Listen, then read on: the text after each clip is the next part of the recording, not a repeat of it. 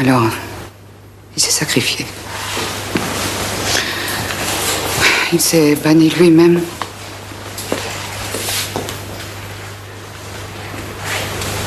Le citron pressé. Les filles ont laissé le zeste au coin des rues. Le monde est infâme. Mais non.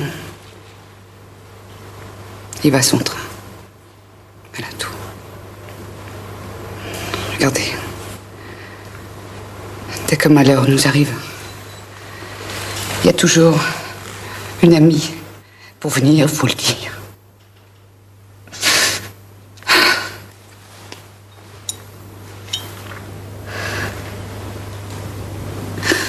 Vous avez raison. Le monde est un bourbier.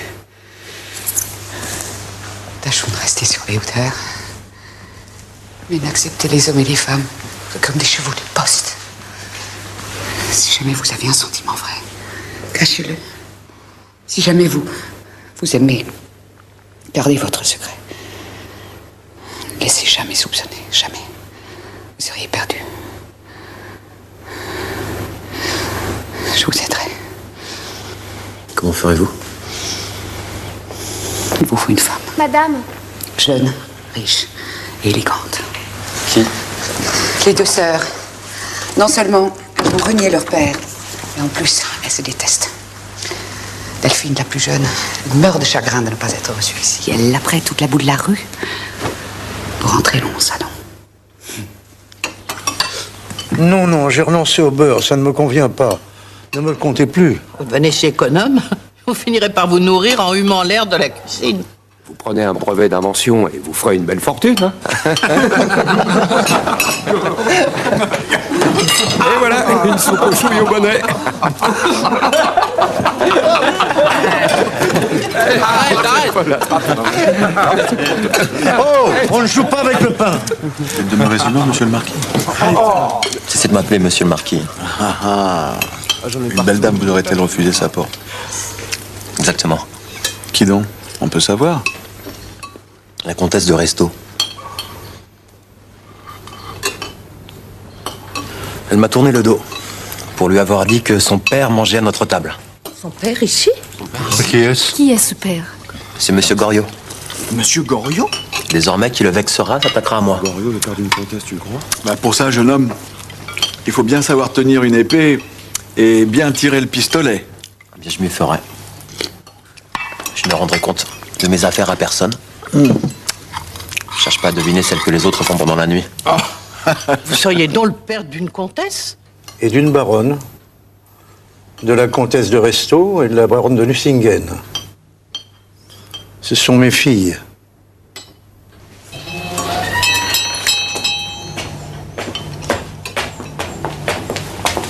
Monsieur de Rastignac loge bien ici? Tout à fait.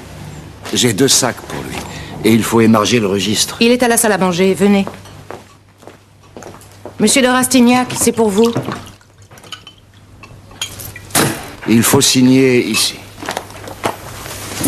Maman Rastignac s'est saigné. Vous pourrez maintenant faire des farces dans le monde.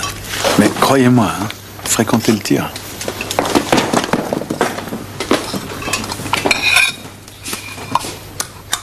Vous allez pouvoir réaliser votre rêve.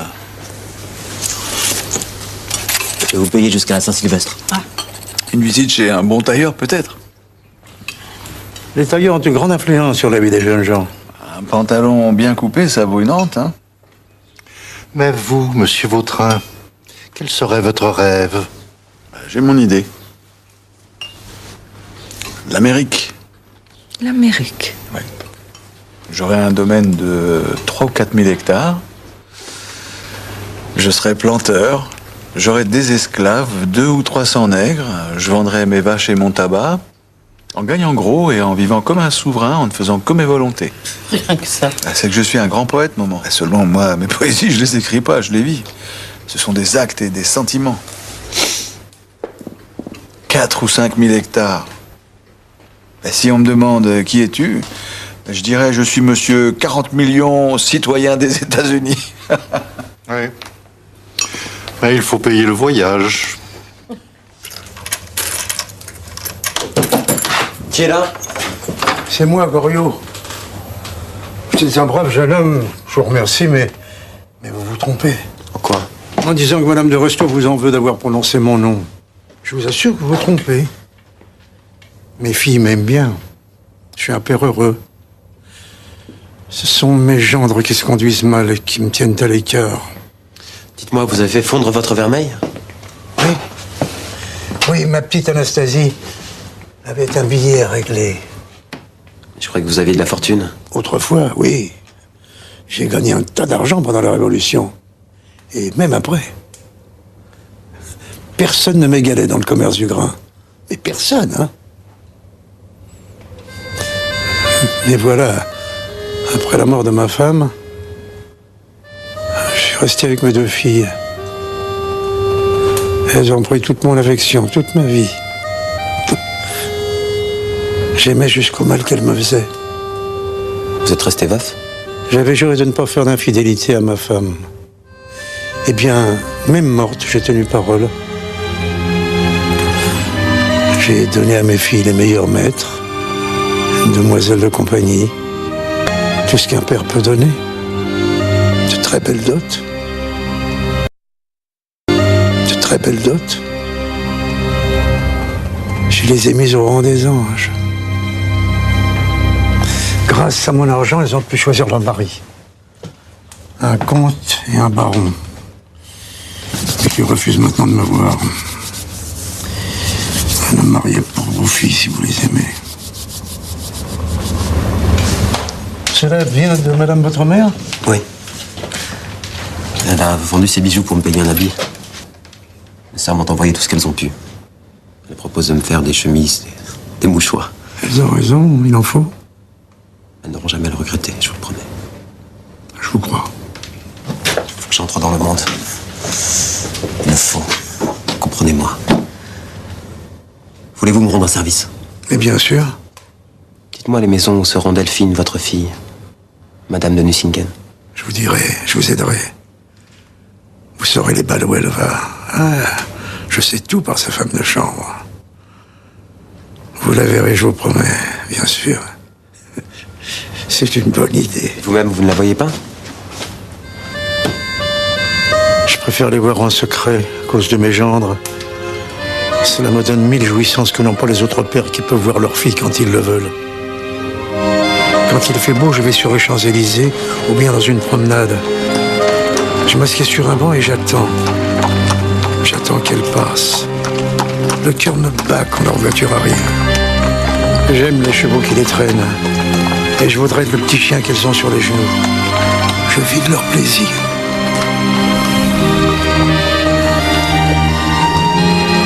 Parfois, je vais en ville.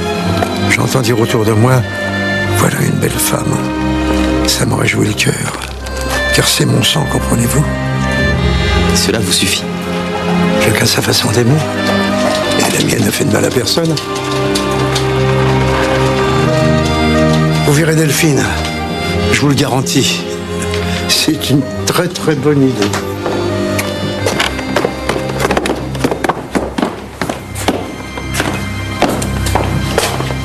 Bonjour. Bonjour. Bonjour.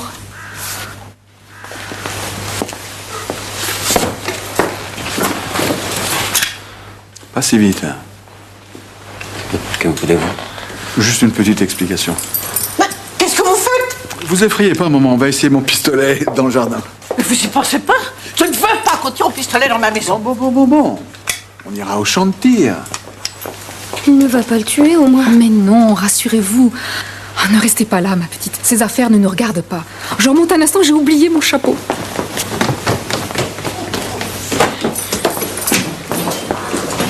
Je vous en prie. Vous n'allez pas me croire, mais je vous aime, ouais. Pourquoi? Je vous le dirai si vous voulez. Je vous connais comme si je vous avais fait. Qui êtes-vous? Vous aimeriez bien le savoir, hein. Disons que j'ai eu des malheurs. Ça m'a rendu indépendant et... tuer un homme ne me soucie guère. Vous savez tuer. Vous êtes un assassin? Je suis ce que vous appelez un artiste. Si je tue, je le fais proprement. Car j'aime le beau partout où il se trouve. Pourquoi vous me dites ça? Parce Parce que vous vouliez vous battre, or le duel est une sottise. Quand de deux hommes vivants, l'un doit disparaître, il faut être un imbécile pour s'en remettre au hasard. À votre âge, je croyais encore à des tas de bêtises. Maintenant, je n'obéis à rien et je vous observe. Vous savez de quoi vous avez besoin? D'un gros paquet d'argent, c'est tout. Et cet argent, moi, je vais vous le donner. Vous. Votre famille est dans la dèche, vous n'avez pas un sou. Vous mangez les ratatouilles de Madame Vauquet et vous rêvez d'un hôtel Faubourg Saint-Germain. Je me trompe. C'est bien l'ambition. Les ambitions ont les reins plus forts, le sang plus riche en fer et le cœur bien plus chaud que les autres hommes. Vous avez une faim de loup. Alors quoi, hein? Du droit. Vous pourrirez dans un tribunal de province et avec de la protection, vous épouserez la fille du maire. Merci bien. Ou avocat, il vous faudra balayer le palais avec votre langue. Faire des bassesses à dégoûter une truie. Vous serez malheureux comme une pierre d'égout. Alors quoi? Dès aujourd'hui, il faut commencer votre révolte contre les conventions humaines. Vous êtes au carrefour de la vie, il faut choisir. Mais où trouver de l'argent alors? 50 000 jeunes gens à Paris se posent en ce moment cette question. Et ils se mangent les uns les autres, comme des araignées dans un pot. On voit partout des choses atroces. Des femmes en guerre avec leur mari et le père Goriot faisant fondre son vermeil pour des chiennes. Eh oui, mon ami, l'homme est imparfait. Mais que faire? Pour s'enrichir, il faut entrer dans cette masse d'hommes comme un boulet de canon. Il faut frapper de grands coups, se salir les mains ou la conscience. Je vais vous faire une proposition. Avant de partir pour l'Amérique. Oui, exactement. Je vais vous faire gagner une somme énorme et vous m'en donnerez 20%. Dites-moi, que faut-il que je fasse? Presque rien. Vous voyez la jeune fille là qui nous observe, qui vous mange des yeux depuis tout à l'heure. C'est Victorine Taillefer, son père l'a renié. Il a préféré réserver tout son bien pour son fils. Pourquoi? Mais peu importe, c'est comme ça. Moi, je n'aime pas ce genre d'injustice. Regardez-la. Regardez-la bien. Son cœur est une éponge qui n'attend qu'à se remplir d'amour. Faites-lui la cour. Épousez-la. Plus tard, vous lui avouerez une dette immense qu'elle vous acquittera, évidemment. Je prendrai ma commission et je partirai. Et son frère? Son frère, si la volonté de Dieu le lui retirait, aussitôt le vieux Taillefer reprendrait sa fille, je le sais. Car il voudrait à toute force une descendance. Que pensez-vous faire? Bonne promenade. Merci, monsieur. Qu'est-ce qu'ils ruminent, ces deux-là?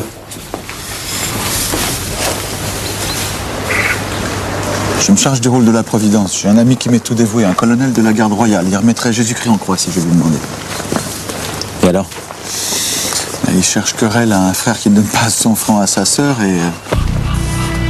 Quelle horreur, vous plaisantez? Allons, du calme. Ne faites pas l'enfant, réfléchissez. Ou alors, allez-y, insultez-moi. Dites que je suis un bandit, je vous pardonne d'avance. Entre ce que je vous propose et ce que vous ferez un jour, il n'y a que le sang. Je vais pas entendre un mot de plus. Je te croyais plus fort que ça. Lâchez-moi. Je te donne 15 jours. C'est à prendre ou à laisser.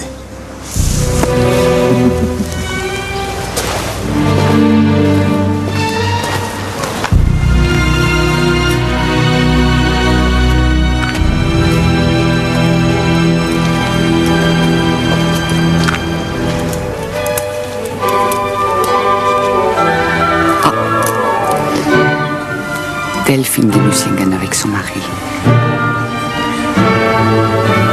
Elle est charmante. Elle a de grosses mains.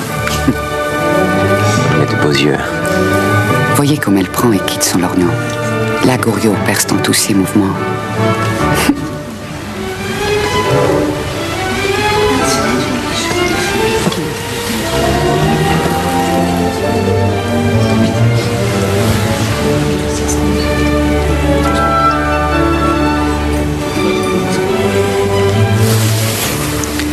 Si vous continuez à la couvrir de vos regards, ne réussirez à rien. Regardez. Son amant, qui s'appelle de Marsay, est dans la loge de la princesse Galatke.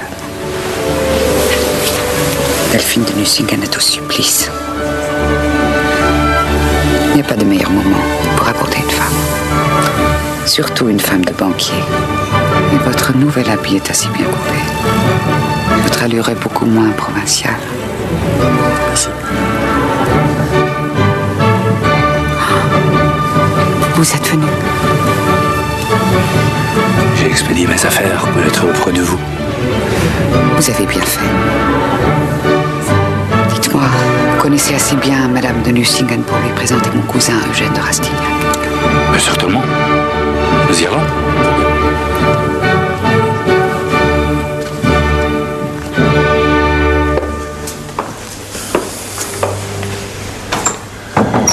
Elle vous a parlé de moi? Non, jamais. Je la sens s'éloigner. Elle? Oui. Je ne la reconnais plus. Je ne sais plus ce qu'elle pense de moi. De vous, mais ses yeux disent tout, monsieur. Oui. J'en ai peur.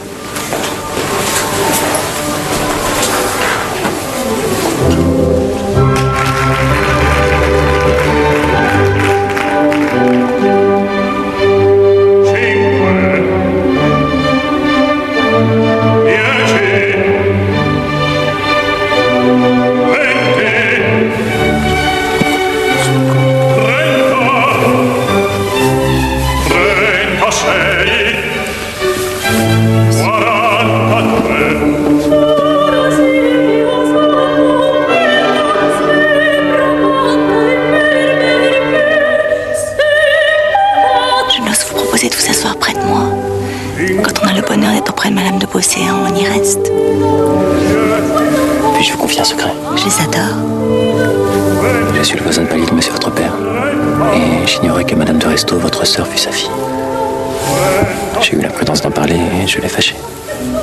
Vraiment? J'ai raconté la scène à ma cousine, elle en a ri. Madame de Beauséant? Elle-même. En revanche, elle m'a parlé de vous en très bons termes. Elle m'a dit que vous étiez excellent pour mon voisin, monsieur Goriot. Et qui vous aime si passionnément que j'en suis déjà jaloux. Ma sœur se fait du tort, c'est vrai, par sa conduite envers ce pauvre père. Elle vous a dit ça? Oui, en ajoutant que son mari à elle ne l'autorise à ne vous voir que le matin. Ce qui la rend très malheureuse. Mais elle se trompe sur Anastasie. Les deux sœurs sont jalouses, vous comprenez? C'est un peu une preuve de tendresse. Mais non. Non, Anastasie est très aimante. C'est son mari à elle aussi qui l'interdit de me voir. Dites-moi, elle était bien mise? Très élégamment. Mais vous, avec des filles aussi richement établies, comment pouvez-vous demeurer dans ce taudis? Ça m'avancerait à quoi d'être mieux logé? Moi, mon bonheur maintenant, ce sont mes filles. Si elles marchent sur des tapis, qu'importe où je vais me coucher, j'ai pas froid quand elles ont chaud. Je voulais partir à Odessa pour acheter du blé. Oui. Il faut que je continue dans cette idée. Il faut.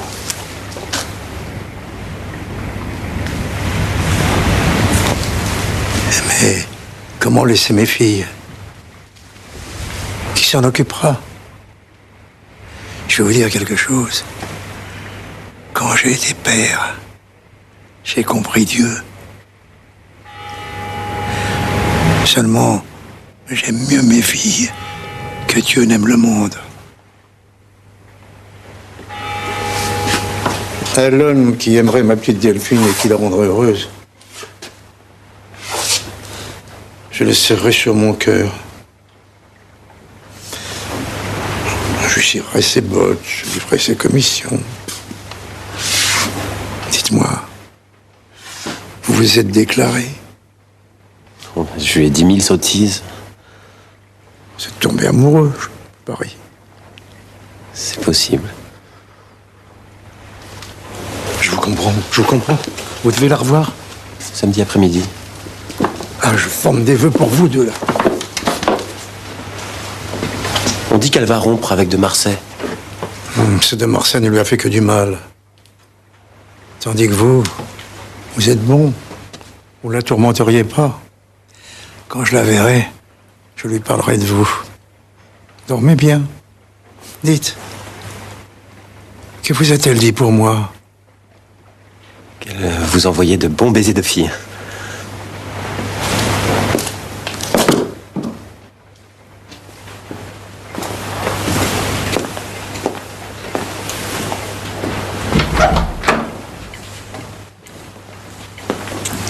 Suis-je à votre goût? Laissez-nous. Je vous voudrais tout à moi. Vous auriez là une triste propriété. Pourquoi? Vous seriez la dernière personne à qui je le dirais. Je veux le savoir.